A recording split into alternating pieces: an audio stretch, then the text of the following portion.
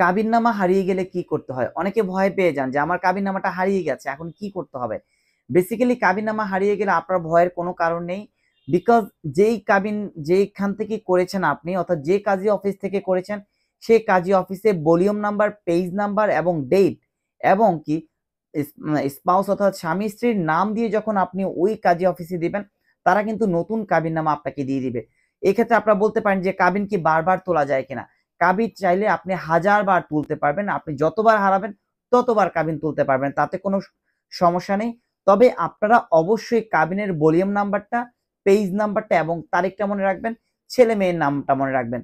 তবেই কিন্তু কাবিন হারিয়ে গেলেও আপনারা কাবিনটা খুব ইজিলি তুলতে পারবেন। তবে যদি বালাম নাম্বার যদি হারিয়ে যায়, পৃষ্ঠা নাম্বার যদি হারিয়ে যায়, সেটা যদি আপনাদের মাথায় না থাকে, মনে না থাকে, তবে কাবিন পাওয়াটা একটু কষ্ট হবে, তবে পাওয়াটা পসিবল। সো কাবিন হারিয়ে গেলে ভয় না পেয়ে যে কাজী অফিস থেকে বিয়ে করছেন সে কাজী অফিসে গেলেই কিন্তু নতুন করে কাবিনটা আপনারা আবার উঠাতে পারছেন।